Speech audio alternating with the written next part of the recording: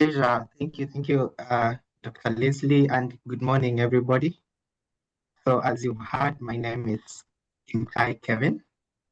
I come from Kenya, so just allow me to share the screen. And today I'll be presenting about African music.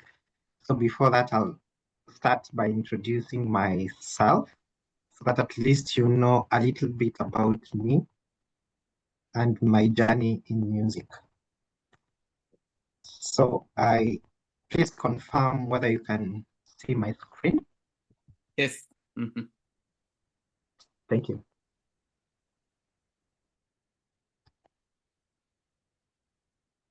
Okay. So I want to talk about African music, and I hope by the end of this presentation, you'll be able to learn one or two things about African music. So I've titled my presentation as Understanding Africa's Musical Heritage. So before that, I'll begin by introducing myself. I come from Kenya. I have a bachelor's degree in music education, and I also have a master's degree in music education from Kenyatta University, which is in Kenya. And I'm married. Now, in October, I'll actually be celebrating my 6th anniversary. We are blessed with one son. And back in Kenya, I was a music teacher. I taught at a national school by the name Alliance High School, where I taught for 7 years. But before that, I'd also taught for another 4 years in a girls' school called Precious Blood Root. So in total, I've taught for over 10 years now. And in Kenya, I also served in a number of institutions. For instance, I was also the national examiner, where I would mark the national exams for the students, for the candidate classes. And I also was an adjudicator for during festivals. I also trained choirs. I did so many things. And apart from that, I also participated in the development of the curriculum that is currently being used in Kenya as... Hi, Kevin. Hi. Please, we see a blank page, so I'm not sure if that's what you want us to see. If there's something else. Is it showing blank? Yes, you shared it. You shared your screen, but what we see is a blank. Yeah. Okay, let me try and share the screen again. So must be...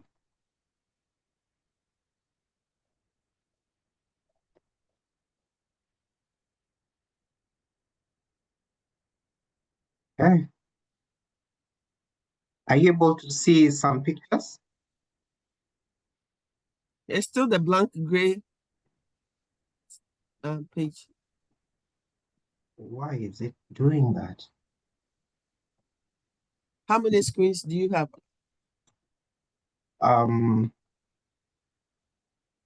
Try. Okay. Are you using one screen or two screens? I'm using one screen, my laptop. Okay. Please, when you share the file. Don't share the screen. So when you go to the share screen page and you open it, Yeah. open where, yeah. I think that's what I did. So don't share screen 1 or screen 2. Just share the file. Let me pause it. Very sorry, and I'll just move very fast so that please be able to catch up with time. So I was trying to introduce myself, and today I'll be presenting about understanding Africa's music heritage. I started by giving my journey, and I said that I'm a graduate at Kenyatta University, where I did my undergrad, and I also did my master's. I have a master's in music education from Kenyatta University in Kenya. Then I say that I'm also married, and in October I'll be celebrating my 6th year anniversary. We are blessed with a son. And back in Kenya, I used to teach music, and I had taught for over 10 years, actually 11 years. So 7 years in a boys' school and 4 years in a girls' school. Then also used to be a national examiner where I would mark the national exams. And I also participated in the development of the current curriculum that is being used in the country, Kenya. Um, uh, as some of you may have heard, that we have what is referred to as the competency-based curriculum. So I took part in that, and also in the development of some of the evaluation materials that are currently being used. Currently, I'm a doctoral student pursuing music education in the School of Music, the College of the Arts. And I also direct the Pazeni Sauti choir, which is an African choir. Mainly we focus on music from Africa, and we try and create awareness about music from Africa. This was during one of our local performances where we usually perform sometimes within the school and also around the community.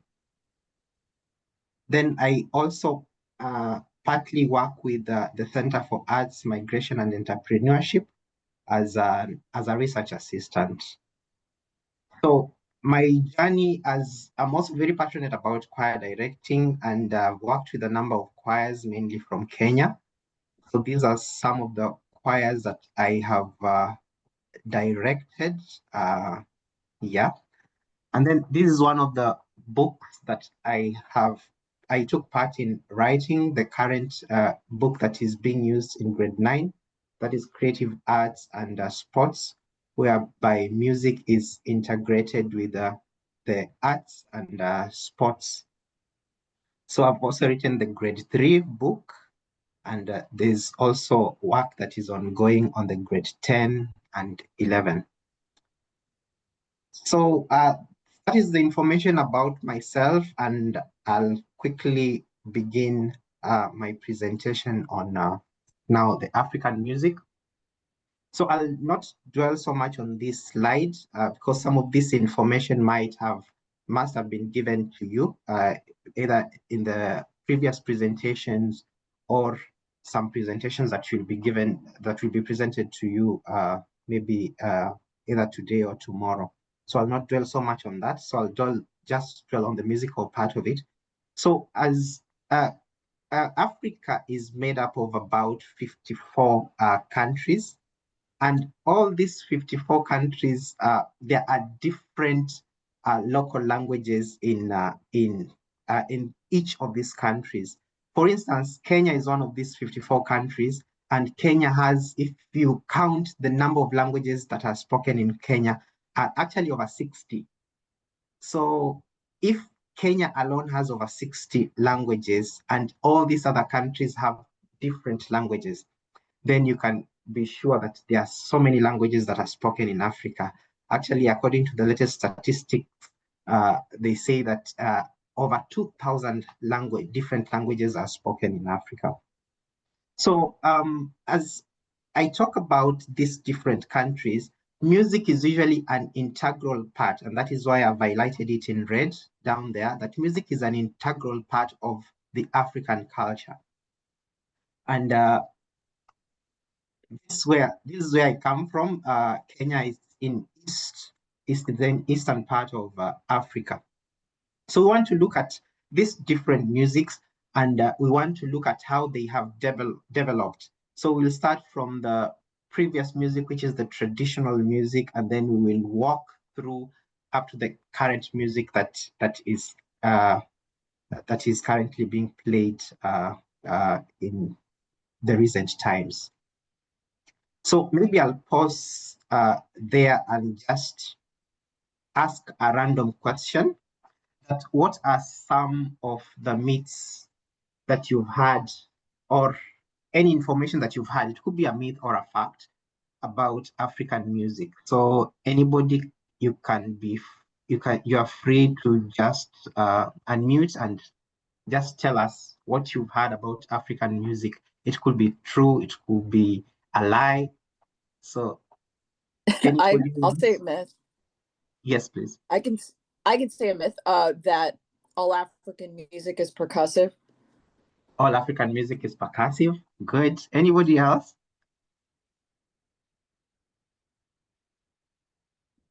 Okay.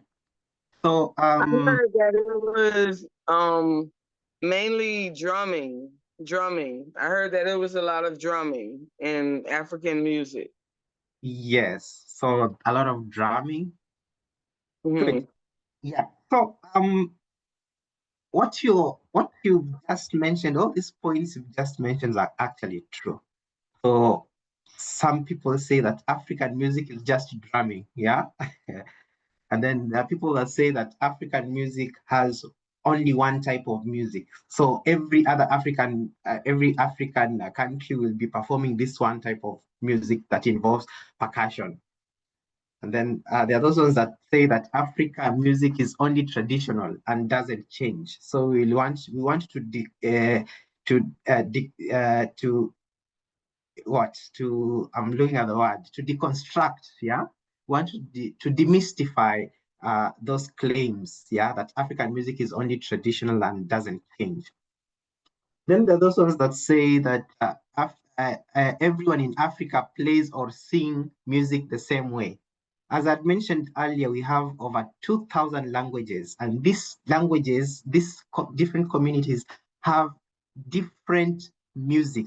Every community has their own music. Of course, one or some of the musics could be related between one community, between some communities, but then this is not to say that everybody plays music the same way. So there are now facts. We've talked about the myths, but then these are some of the facts that are there about African music, that we have so many different cultures that have been brought about by the different countries. So each country, each community has their own way of life. They have their own religious beliefs. They have their different languages that they speak.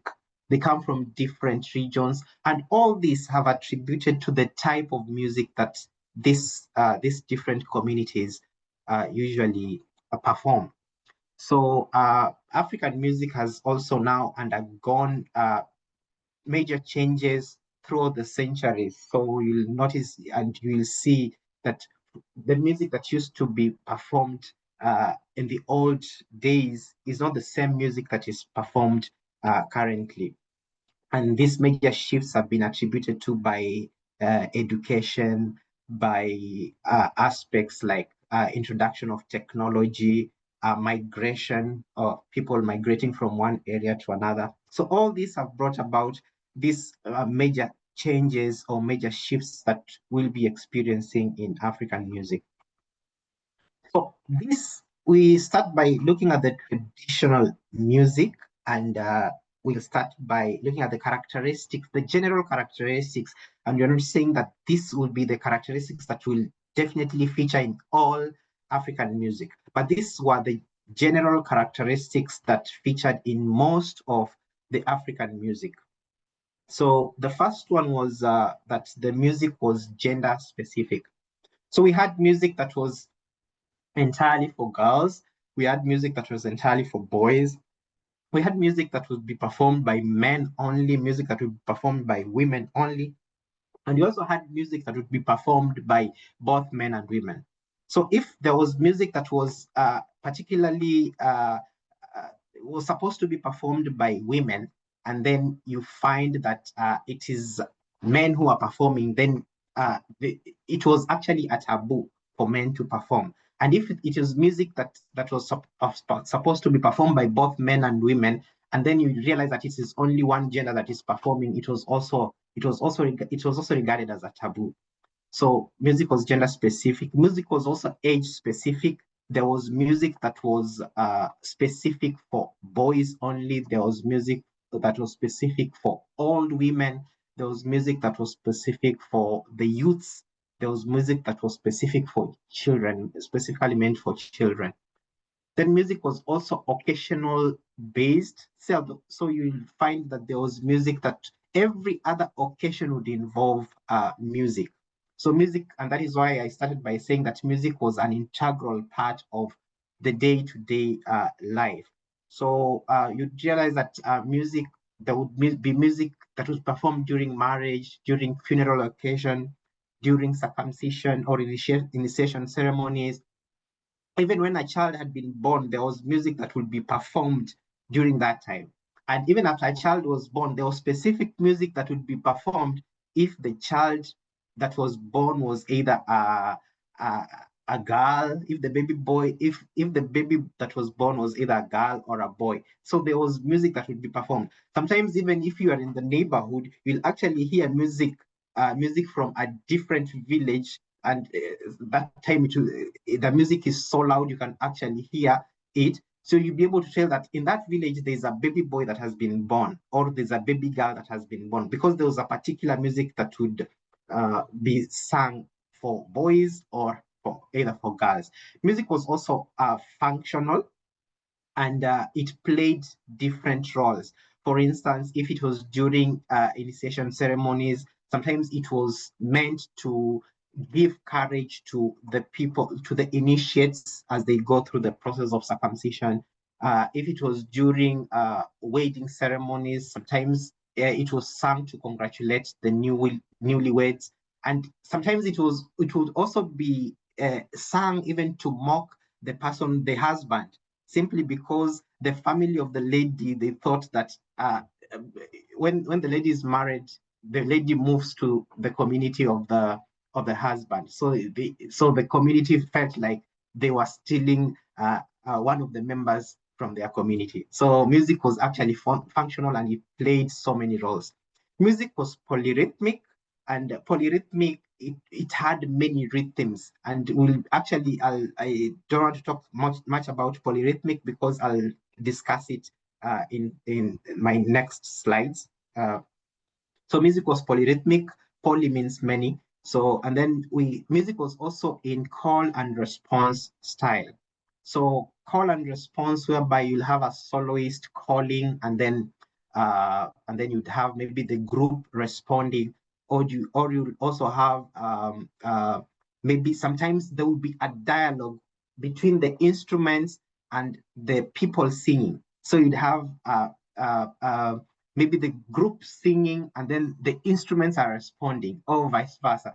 The instruments are playing a particular melody, and then the group is responding. And we'll be able to listen to some of these musics. Then music was also repetitive during that time.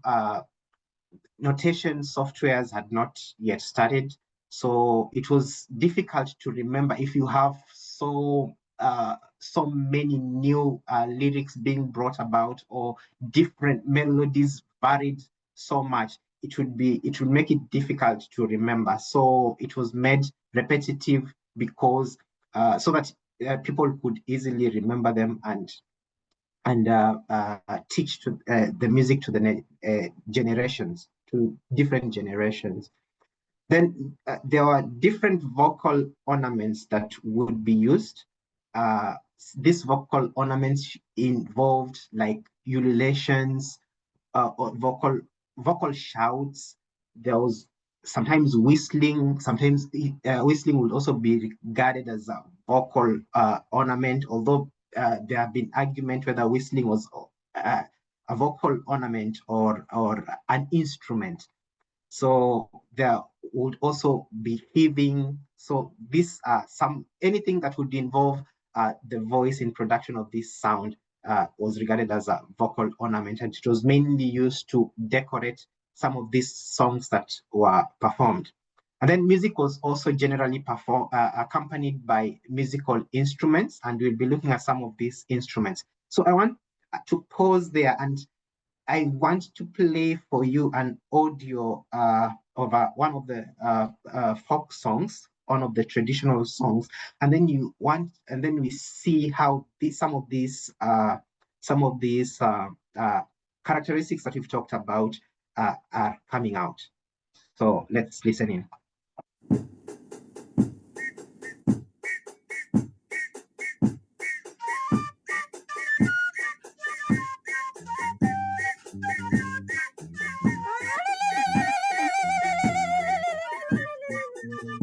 So we've actually had the ululation, vocal ornament.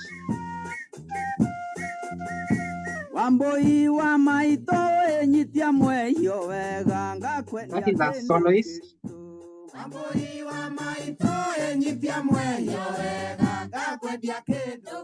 So that is the group responding. You can actually hear the call and response style coming out. You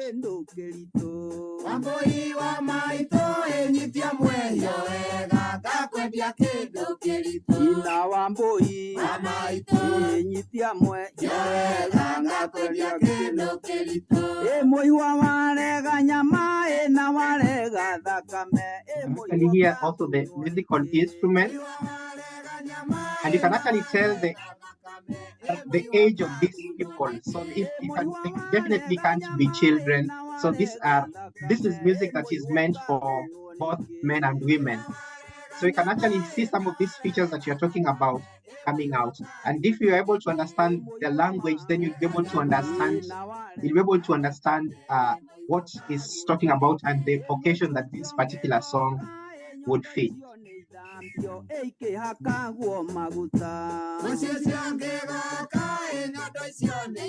Okay.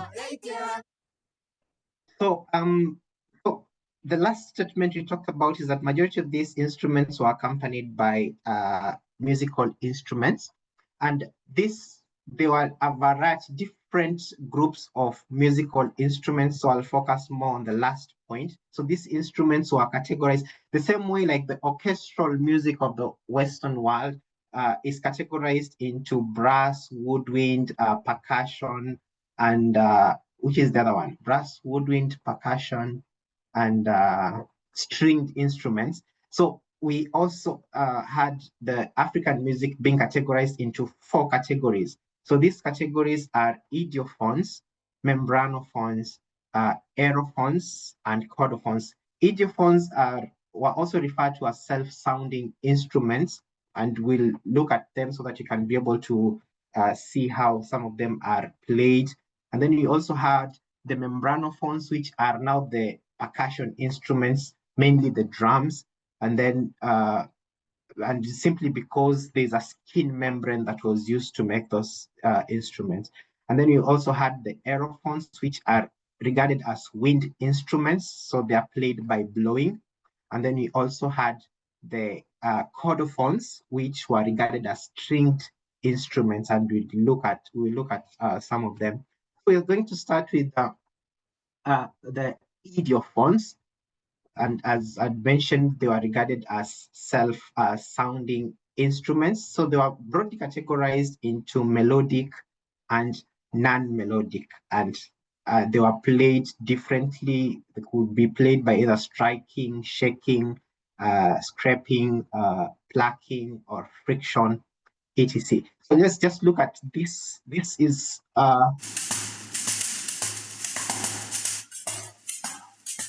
so this is one of the non-melodic idiophones.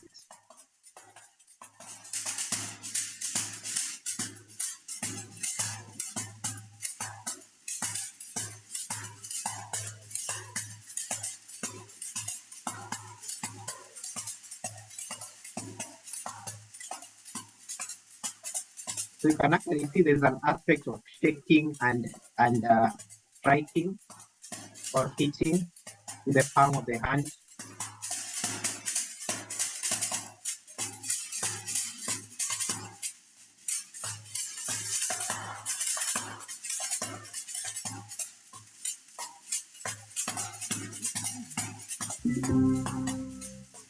Let's look at the next one. This is an overview of the log drum, That is played by or sometimes striking. called the krin. This instrument is played with 3 people. Each person has their own. And this comes from the forest region of Guinea, West Africa, where Bemba's from. Yeah, man. This is made out of white wood that's called melina wood. And they're hollowed out by hand, and each slat is tuned to a different note. So mine sounds different than Bemba's, sounds different than Hassan's. See this one?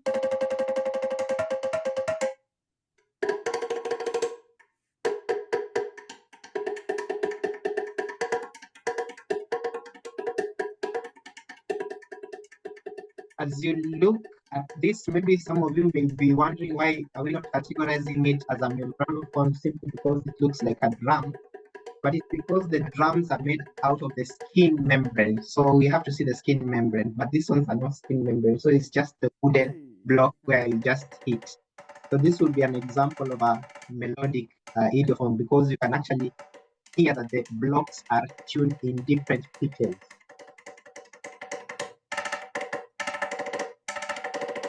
I'll get it. I'll keep practicing. And each one. Then we have the marimba.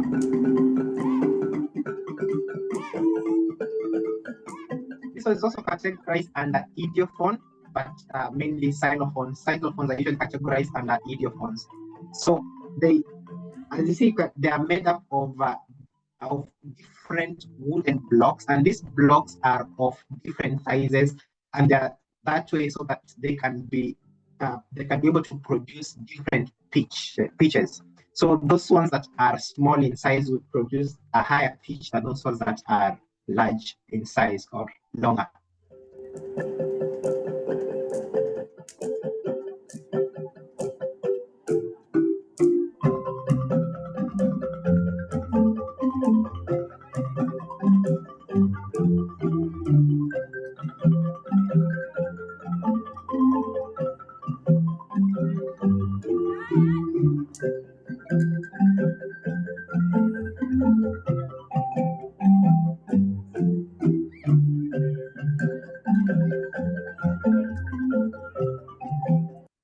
We also have the lamellophones, which is still categorized under the idiophones, is an example of an idiophone.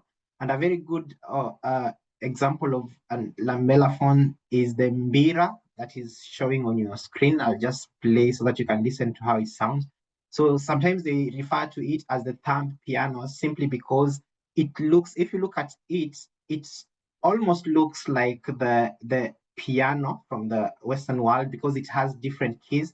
These keys are usually made out of, in most cases, bicycle spokes that are normally heated in such a way that or flattened in such a way that they are able to produce different pitches. So sometimes they would vary in size so that they can be able to produce a different music or different pitches.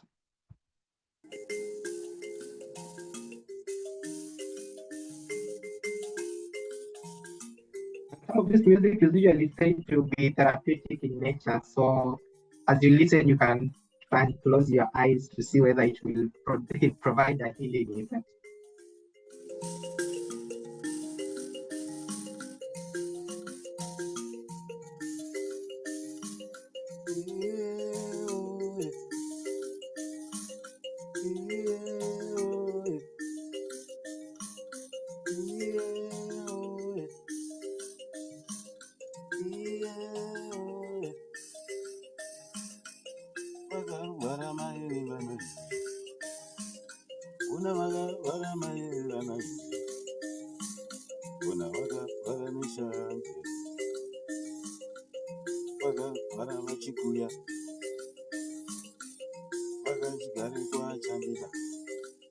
Given examples there of lamellophones, including likebe, mbira, and timba. So the one being played right now is called the mbira. It's from Zimbabwe.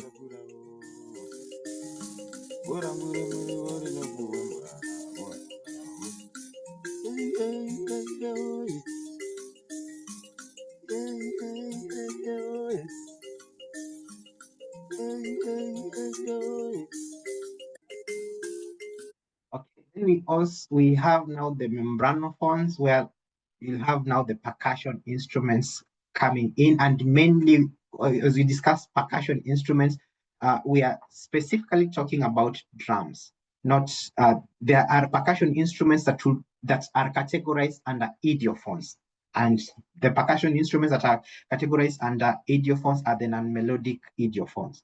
So here we're just specifically talking about drums, and there's reason as why they are referred to as membranophones is because there's usually a screen membrane.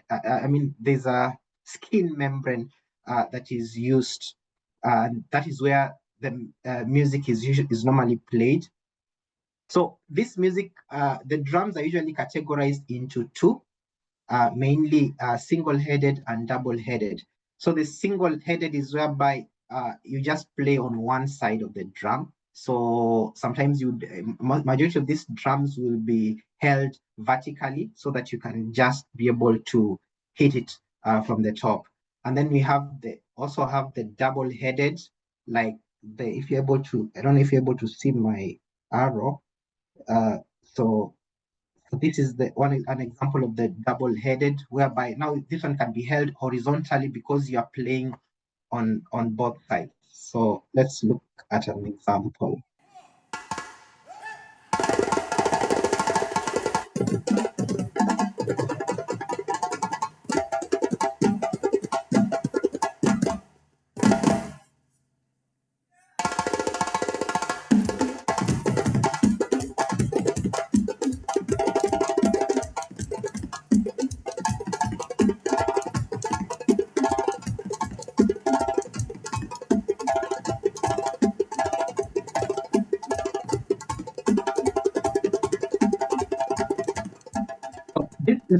These drums could be played using the hand, so whereby you just hit, and depending on the way you shape the palm of your hand, it will produce different pitches, especially if there are drums that have a variety of pitches.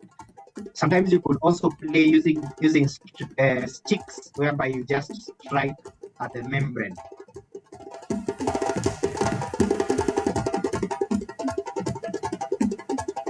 Yeah.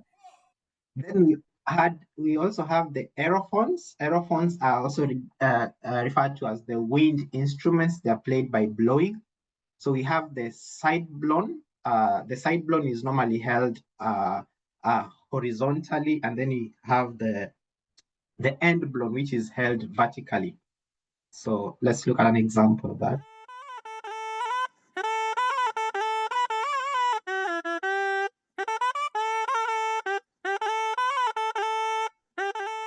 This is an example of one that is held vertically. So this will be the end blown.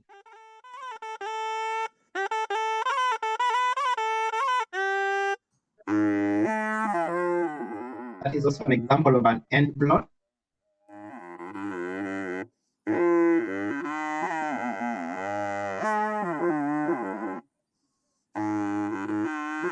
So this would be like trumpets and the tubas. So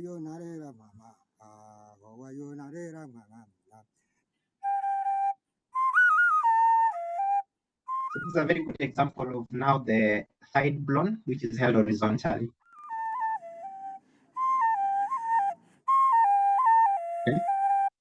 And then we had the chordophones, which were categorized into 5 main instruments. So we had the fiddle, the lyre, the musical bow, harp, and zithers. So the fiddle was made up of mainly one string, like the first video that is going to play. So mainly made up of one string, although we have a few that had about 2 strings. And then the lyres, the harps, the zithers would have many strings. There are those ones that would have from around 7 up to around 40 strings, so depending on the instrument. And then the musical bow had only 1 string. So let's listen to how a fiddle looks like. So this will be like the African violin.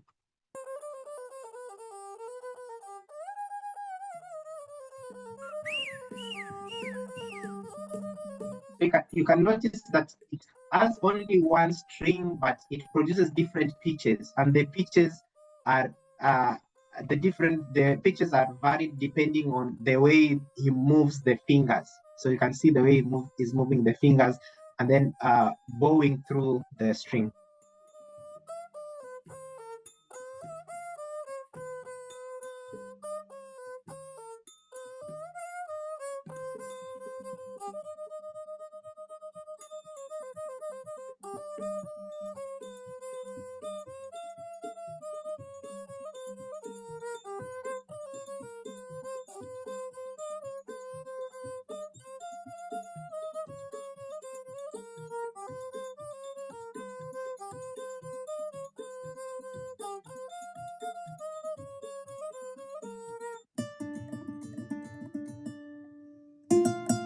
Next one is it's representing liars.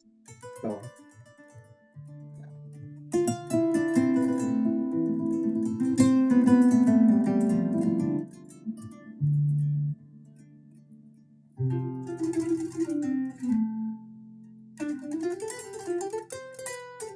some of this music, as I mentioned earlier, they were thought to be therapeutic in nature.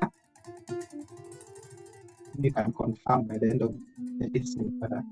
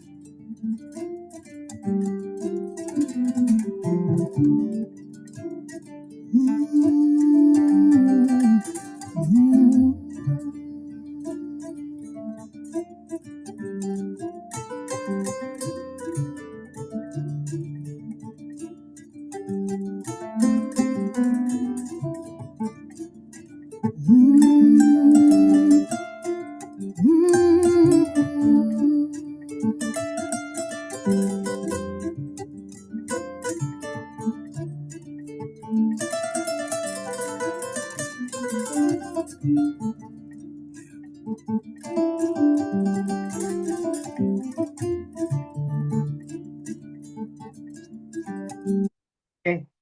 So in the interest of time, we need to move on.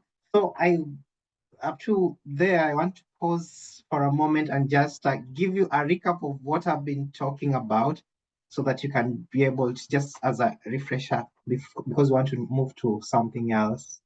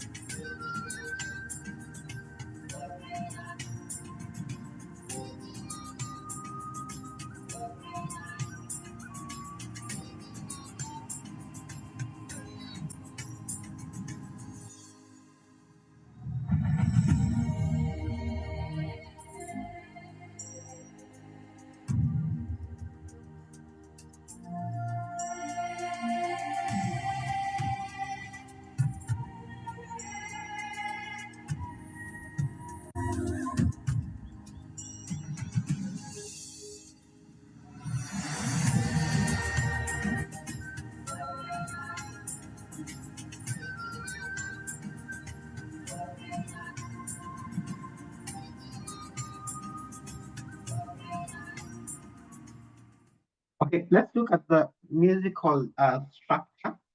So most of this African music was dance and the performances were actually very inseparable. You could not, there's no way you could perform a certain folk song without an aspect of dancing coming in. So body movement was actually considered as very important.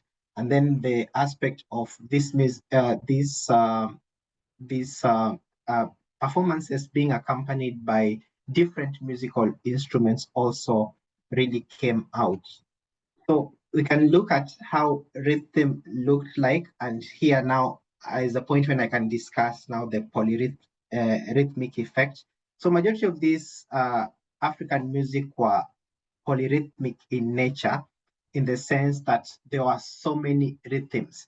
You could actually have music that was in 2/4 time, and then that music would still be performed in 6/8 time, for those ones that maybe understand a little bit about music. So music would be in simple time at the same time in compound time, so both would fit. So creating an aspect of what we refer to as hemiola effect. So whereby you can't easily tell that this music is in simple time, but it appears as if it is in compound, or vice versa. So we're going to look at that aspect of polyrhythmic effect coming out in this video.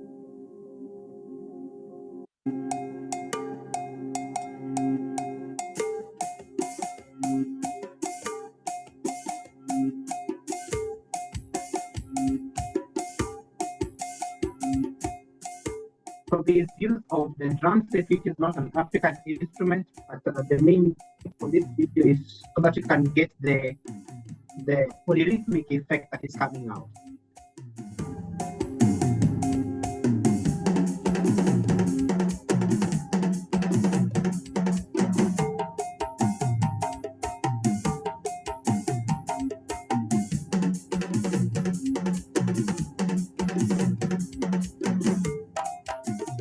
We can actually hear 1 2 1 2 1 2 1 2 1 2 1 2 1 2 1 2 1 2 1 2 1 2 1 2 1 2. But you can still hear 1 2 3 1 2 3 1 2 3 1 2, still beating. So that is now the rhythmic effect.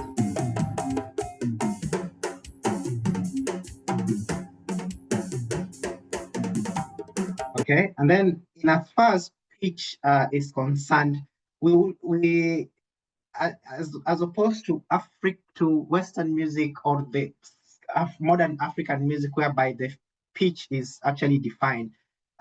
During the traditional music, traditional African music, you would find that the pitch was actually determined by the soloist. So sometimes they would give the pitch that the soloist gave is the pitch that the whole performance would take throughout. And then music was also short and repetitive. I think that one I'd mentioned earlier to make it memorable, and also in call and response style. We had also talked about the aspect of different body movements coming out. So I want to show you a video showing different performances, so that you can see some of these body movements coming out in the performance.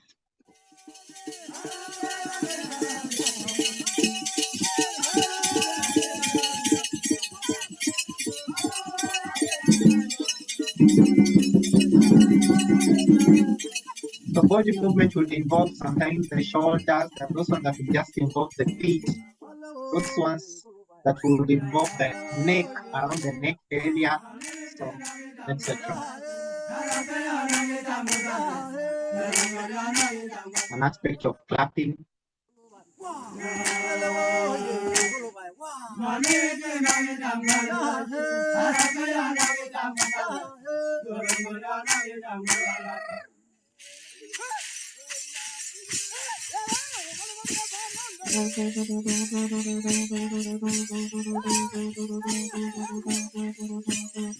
You can actually see the neck.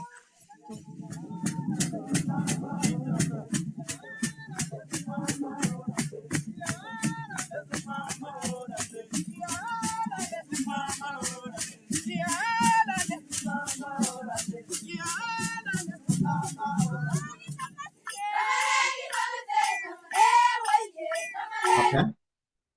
Then there was also an aspect of harmony, whereby as much as there's some performances that were mainly in monophonic texture, whereby you just have one voice, but then we also had music whereby harmony was coming out, and the harmony was coming out as a result of different melodies being sung at the same time. And the harmony would be in such a way that when you have the melodies crisscrossing each other to form an aspect of a polyphonic texture, then you would have sometimes an aspect of microtones coming out. So the melodies were mainly in pentatonic scale. So we'd have the notes do, re, mi, sol, la, do, re, mi, sol, la. So we didn't have semitones like mi to fa, mi, fa. So it was mainly pentatonic scale. So let's listen to this example of harmony.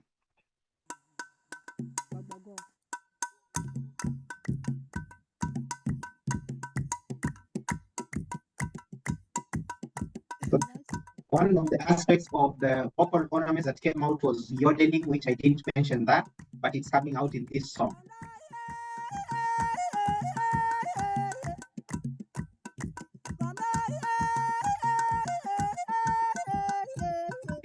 The soloist calling, and then when the group comes, there's some aspects of harmony because they are singing in different melodies, but then you can actually hear some aspects of harmony and microphones coming up.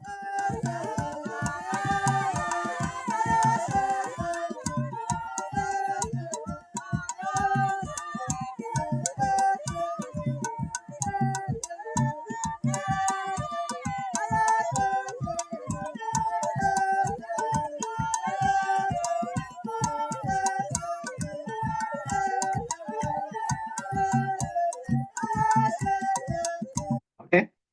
Then texture talked about polyrhythms coming out, and then there was also heterophony, whereby you'd have the same melody being performed in different versions.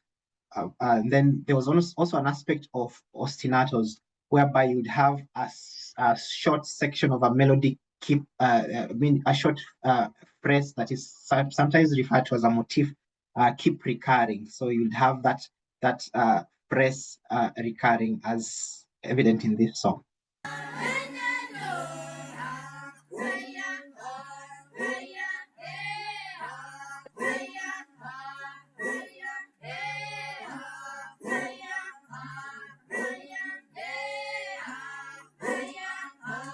So you can actually hear that in this performance, the ladies are carrying the melody, but the men are just providing some sort of a drone like a sound. Oh, so that one is a vocal ornament. But then the ladies are having now the main melody. And then we may be asking why do they talk about the instruments, but they can't see any instruments. But you can actually, there's somebody there at the back, they are playing a horn. So a horn was also regarded as an aerophone. An aerophone. And then if you look at their costumes, the costumes that they are wearing, you notice that there are some decorations. And those ones are purposely, and some of them are metallic in nature. So that by the time as they are shaking their bodies, they are shaking their bodies rhythmically in such a way that those decorations end up providing the accompaniment or adding to the texture in the performance.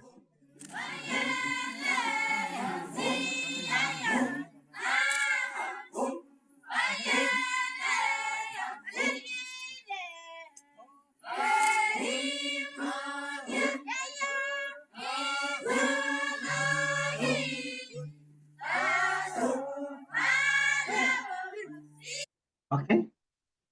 Then let's now look at the different genres of African music. So we'll start with the griots, which mainly it comes from the western part of Africa. So in this song, it mainly features the kora, which is the main instrument. The kora is the string instrument that the white guy is carrying there in the picture, if you're able to see that, and then accompanied by other instruments. So the performances such as this would be used to tell some stories about the community, as we shall see in this performance.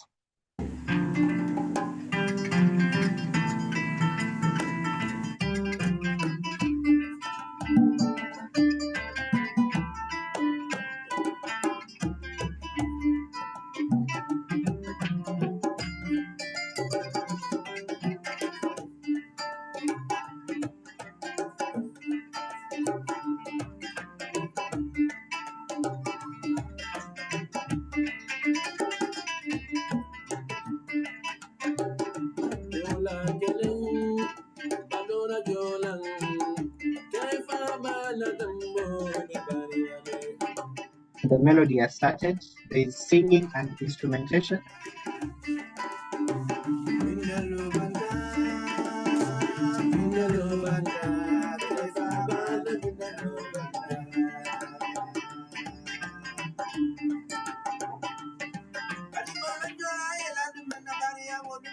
You can actually hear the guy in purple now telling the story now.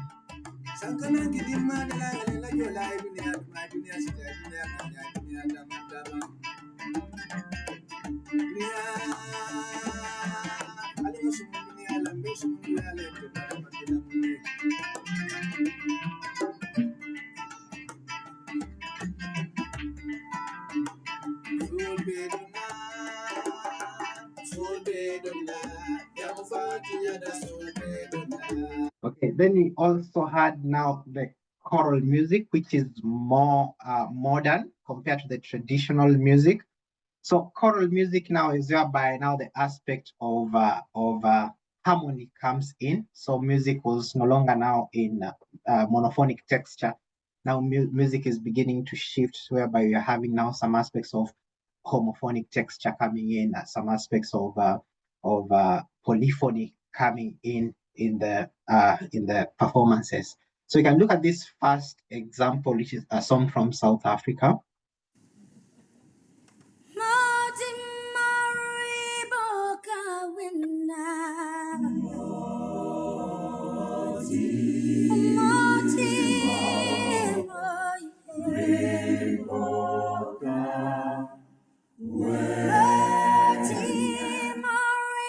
So this music mainly, the choral music is mainly performed in churches, and because of the coming up of the Christianity, and then you'll also find it in schools.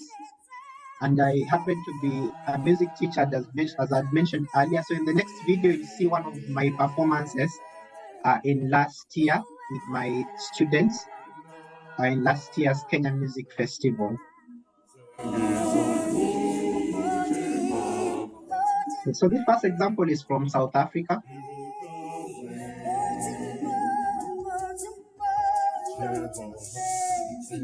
This girl that is giving him problems, yet all he did was to love her.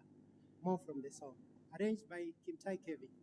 Yeah, so this is one of my arrangements in last year's festival. So this one is an arrangement from, it's the original song is from Congo, which is DRC, and arranged now in a different style. So rearranged, and then of course you have to provide like a musical score. So you can begin to see a shift in the way music is being performed, in the sense that Africans are also starting to embrace the Western instruments. You can actually hear some saxophones there, clarinets there, etc.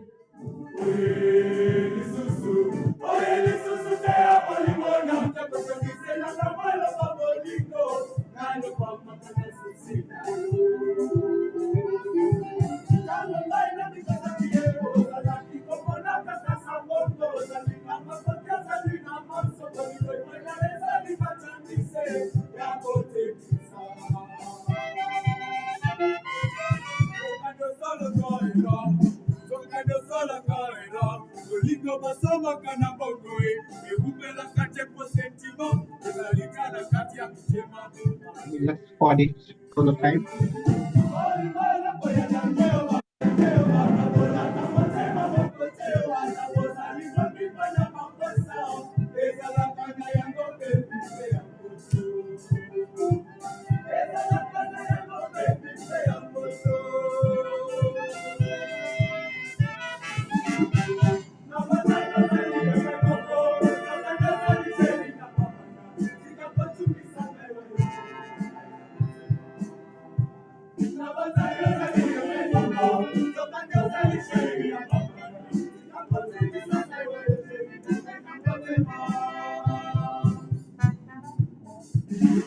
Okay. So then music is, you'll notice that African music is also beginning to be accepted and embraced even by the Western world. This is a very good example from one of the colleges here in the US. And the song is arranged by Sylvester Otieno, who happens to come from also from Kenyatta University. This is a song from the Luo community from Kenya. So you can actually see that choral music is beginning to be embraced by other countries as well.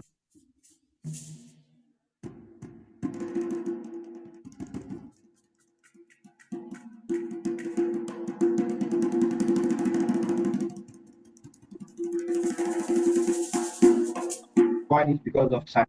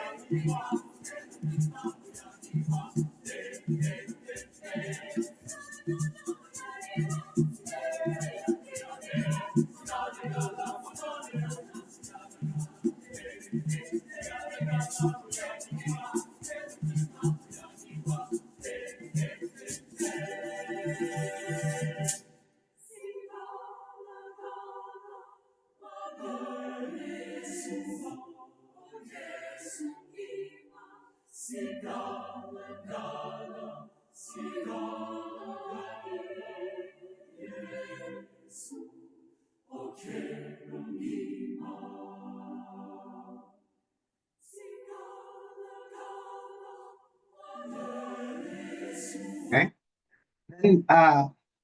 Then another genre of music is the popular music, and popular music this is music that the reason a story is called popular because there's a lot of influence of the Western pop music. Of course, you'll actually see some aspects of African styles coming out, but then you'll also see now there's aspects of also Western culture coming in. And this is because there's now technology has come in. Now people are able to record music in the studios, etc. So you'll actually see that now people are beginning to have a combination of African instruments and also Western instruments being performed together. So this is one of the examples. You can actually see some guitar, and then you can actually see some African instruments there. So there's a guitar, there's a lyre.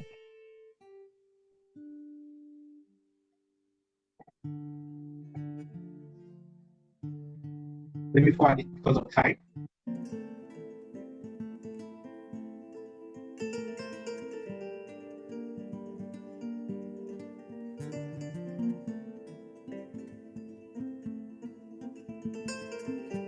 So music is beginning to shift. A lot of borrowing. So they're borrowing from the Western world, see what others are doing, same time adding some African aspects.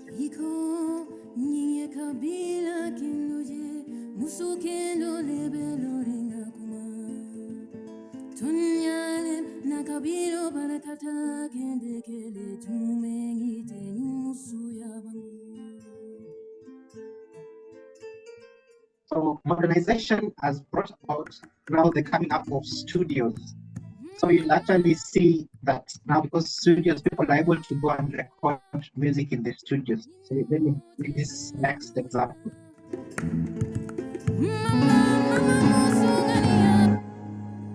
Otimbi na timbelio. Wasafi. Yumba no kakati. Enough. Soba no kakati. Lata. Yumba no kakati. Dizo. Odele mino na kwe. Osani no lokote. Otoki no kutute. Na pete kaka bongo yope. Bapesa You can actually feel African victims coming out. But then you can actually see some a lot of borrowing from the Western world, so some aspects like culture, the dress code, etc. cut down performances. Les pacificateurs jusqu'au bout, Vital Kameni. Miuma no gagati, Zoba no gagati. Miuma no gagati, Zoba no gagati. OLK, Initiative Plus. Then we also have like the global influence, and maybe I'll just mention this statement that music is universally human mode of expression. So you can actually see that there's a lot of borrowing. People are being influenced by different artists. So there are popular artists, Western artists like Beyonce, Drake. So there are people that are trying to borrow that. Then, so there's a lot of borrowing. That is why we are saying that music is a universally human mode of expression. I'll play a song by Beatles, the Beatles. Just listen first, and then I'll talk about it.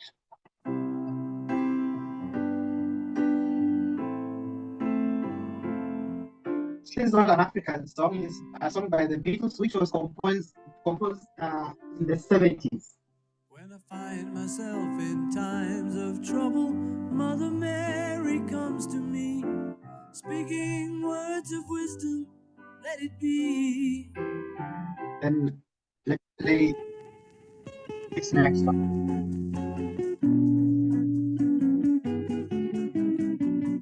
So listen, this is a very common song. So many people have rearranged it for choral groups.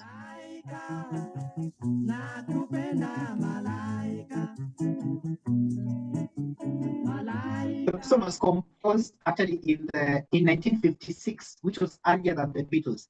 But if you are very keen, you notice that they have similar chord progression, especially in the chorus. So that is why I mentioned this point that music is a universally human mode of expression.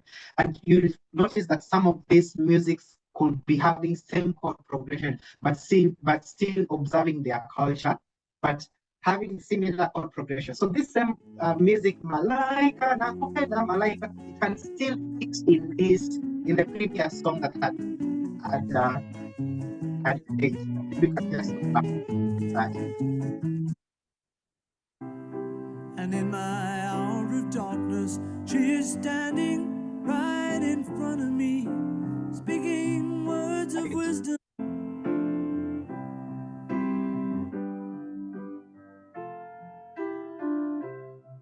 When I find myself in times of trouble, Mother Mary comes to me, speaking words of wisdom, let it be. Here they have similar chord progression. So there's a lot of music sometimes is usually used to unite us. And you can see that the African one was actually earlier, was performed earlier. So we cannot say that this one borrowed from the other, because this one was in 1956 and then the Beatles came about in 1970s. And you'll actually see some of these songs like Beyonce's If I Were a Boy still has this kind of melody. There's a song by James Blunt. There's a song by what's the other name? I think John Elton, Lion King. That one also fits in this category. So music is a universally mode of expression. Then we also have now the Afrobeat, which originate from Nigeria, and these ones combine aspects of hip hop, R&B, and of course, still maintaining the African rhythms. So can just listen to I just want to remind you that you have 15 minutes left. Thank you. Thank you.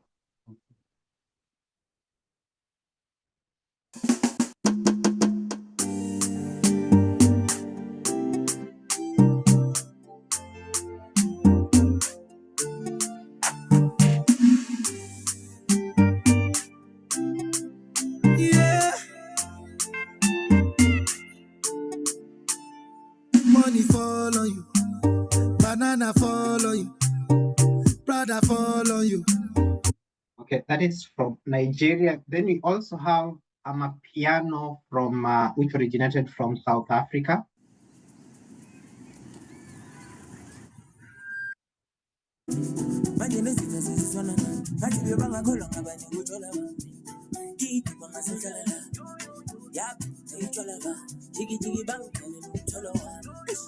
I'm going to move a little faster so that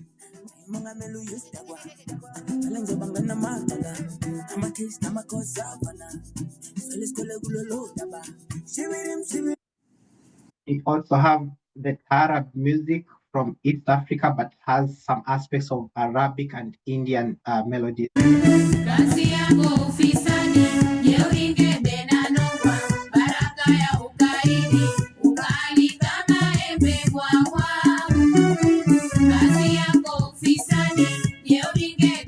Then we also have the rumba from the DRC, Congo.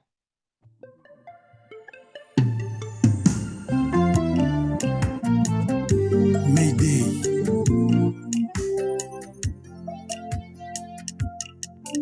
Adolfanga na yebana yo wapezenga motema énième fois. Amoureux rends-moi veuve yo vivant. Mon amour, tue-moi une bonne fois. Ghazal from Sudan, which is the northern part of East Africa.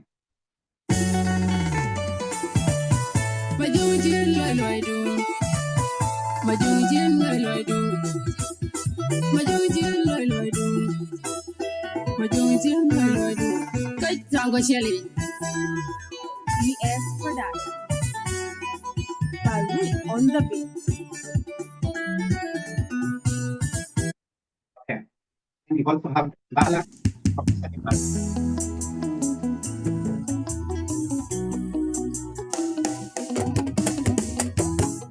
Genres of music are so many, so I'm just giving you some of the examples.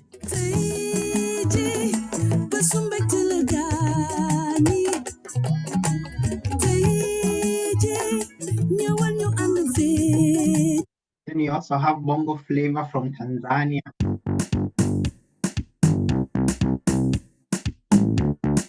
It's the kids, baby.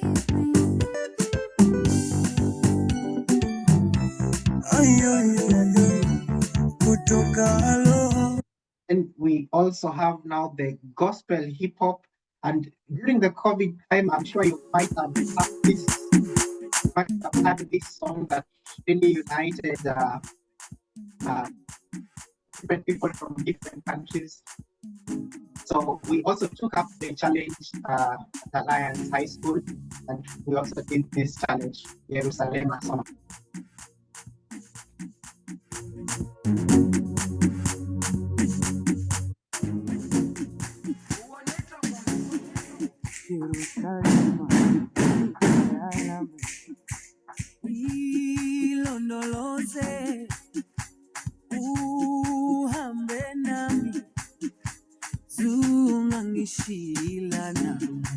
Jerusalem, ikayalami, This clearly shows how music can be used to unite the whole world.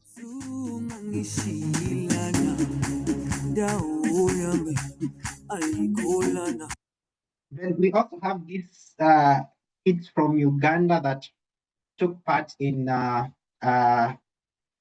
America's Got Talent. You can just look at their dance. How are you guys? Hi, Simon. You can search for them on YouTube and get to hear their story. And this majority of these kids are orphans. They are from the streets, so they use there's somebody that takes care of them, and through music now they are able now to he's able now to take them to school and create a good life for them.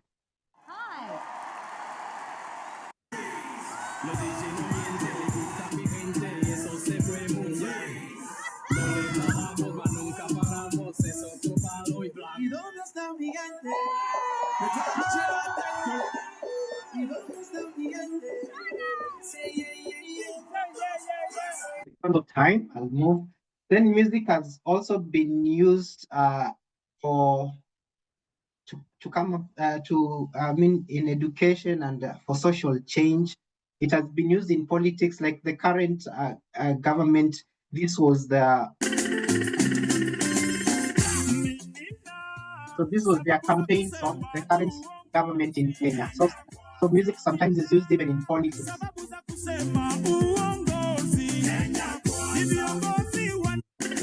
This next one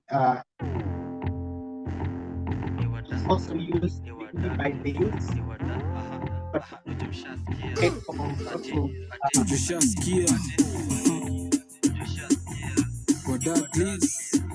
call for change from the government.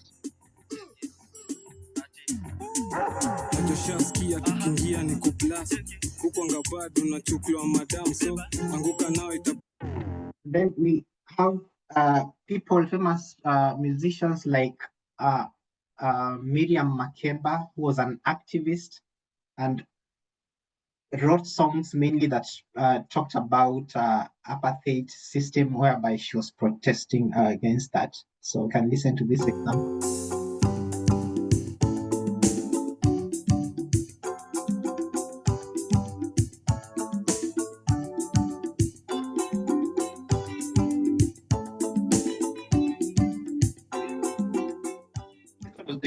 She was South African, but she dedicated this song to Mozambique.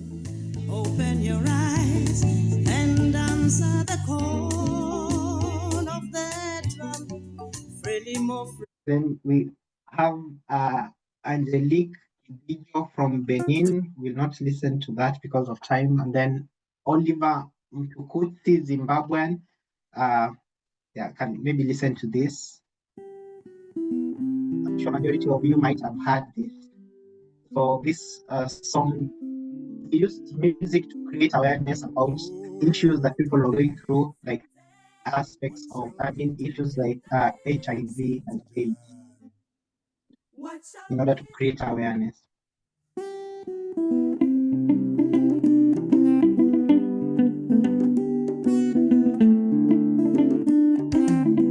Okay, and then we also have the Who or Hugh from Fu Masekela from South Africa, that also talked about their songs about revolution. So we'll not listen to that because of time. And there are many, many others that you could listen to. Maybe you can just take a screenshot of that, and then you can search for them and be able to know what the songs are about. So I am coming to the tail end of my performance. I wanted to play for you how we welcome people in Kenya, so that in case you get to visit Africa and get to interact with this music, this is how we welcome people in Kenya. Jambo, jambo bwana, habari gani? Nzuri sana. Wageni, mwakaribishwa. Kenya yetu, hakuna matata. So in future, if you get an opportunity to visit Africa, then you can be able to interact with this music in real life. So the main focus of our discussion now, how can you as teachers create awareness about African music to your students? So I've highlighted some of the things that you can do, and you don't have to go into depth. You can just introduce some aspects of and try to remove from them these myths that they've had before about African music. So you can talk to them about the geography, the music, the language, the instruments that come from African music. I give example of people that have tried that. So like if you're dealing with kids, you can teach them how to drum, simple rhythmic drums.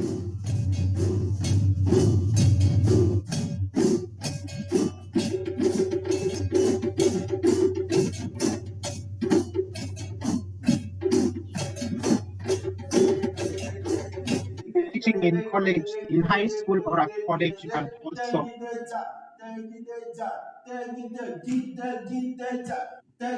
If you're teaching in a high school or a college, you can also sometimes show them videos of how some of these performances are performed or bring in experts.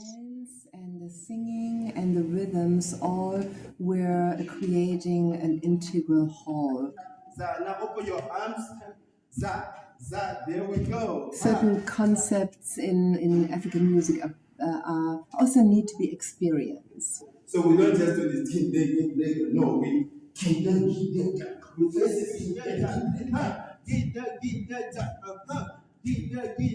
let's go. You can actually bring in experts to show them some of these. It makes learning interactive, and they are able to at least experience music from different parts of the world. Holistic point in how the music, the dance, and then You the know, song put together. Kevin, maybe we can stop here and allow for a few questions because we're at 28 now. Thank you for listening to me. And that was actually the last slide. So thank you, Dr. Leslie. And apologies because of the issues we had at the beginning. Thank you. Right. So I'll check in any questions.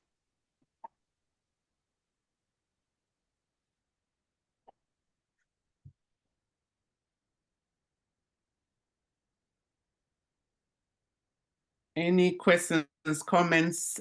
We have at least 2 minutes. Kim, please go ahead. I'm old enough to remember when Paul Simon made the trip, very controversial at the time. So what impact did that have? I feel like it brought it back to America. Well, it kind of raised an awakening in America of African music, or I don't know, it was controversial. No, you're talking about the kids from Uganda? No. Paul Simon, Paul Simon. in the Paul 80s. Simon from South Africa. And he had Lady Smith Black Mambo. I believe that's their name. And even UF brought them. I remember seeing them in person. Yes, you're right. Yes. Paul Simon from South Africa. He went over of Simon and Garfunkel. This is before your time. I know it, but yeah, from the 60s and 70s. And so he went over, and then he incorporated some of their vocals in the background of his songs here. Oh yeah. So actually, there's an aspect of whereby some people come to Africa, they listen to some of this music, and then they go ahead and arrange. While we appreciate the fact that that one has been good, but then we've had some issues whereby some of these musics have been altered, especially when it comes to the notation. You realize that sometimes a lot of research, they have not done very good research in terms of even the way we pronounce. Like we say Jambo, J-U-M-B-O, J-A-M-B-O. But then you realize that they're using the syllabic division of the West, like Jam, and then Bo. So they write J-A-M, then B-O. So you realize that sometimes they, instead of creating awareness, they have distorted some of the melodies. So it's while we encourage that, it will be good that a lot of research is done so that even as you pick, we are able to maintain the authenticity, because now this kills the authenticity of the African music. Yeah. Thank you. Any other quick question? Or, yes, go ahead. Yes, Alvarez, go ahead. I just, I have a comment. I really appreciated you used examples for every, like the video examples of every kind of music and every different like tonal things you were talking about. I found that incredibly helpful to understand what it is that you were saying. So providing those examples was really helpful. Thank you for that. Thank you. I just wanted to know Laura, I'm sorry. Oh, I'm sorry. Laura raised her hand first. We'll come to you, Dominic. Yes, go ahead, Laura. Oh, I was just going to say thank you. And I feel like it's kind of given me some ideas where I can be a little bit more purposeful in my classroom, whether it's having background music on as the kids are working to allow them to have a lot more exposure. But I was also curious because I know a lot of us teach the littles and we do a lot of brain breaks where the kids need to get up and move their bodies. And oftentimes we choose activities where it's more of a choreographed or it's you know, some sort of sequential dance. Can you think of anything to, if we were to use that in our classroom, that we would keep it authentic, where it's things where maybe it's other children of their age from different countries in Africa that might provide some like fun dance instructions that we could use for our students in those moments, so it's still a little bit more purposeful. Okay. These dance styles are usually different depending on the community. So what you could do is that maybe I would advise that you could start by getting authentic videos from YouTube. And then now the question is, how do you establish authenticity? So actually, if you look at the last video that I showed you, this professor, this music professor has brought in an expert, a person who truly understands that music. So once in a while, if the school allows you, or if the budget allows you, you can try and bring it, or if you can be able to make arrangements to bring in an expert, somebody who has interacted without music, somebody who knows how authentic that music is. Or you can also interact with them and show them, if there's a particular video that you've identified, you can also find out whether the way they are performing, is it authentic? Then now you can use that video to learn and then teach it to your students. Thank you. Last question, Dominic, please go ahead. Yes, that was it. I work with high school, but for the summer I work with 5 and 6 year olds. Every day we do 20-minute music and movement. So I was just going to ask the same thing of ways to incorporate African dance for music and movement, but he just answered the question. Thank you. Thank you. Thank you so much, Kevin. I think you've provided so much wealth, and you know, we do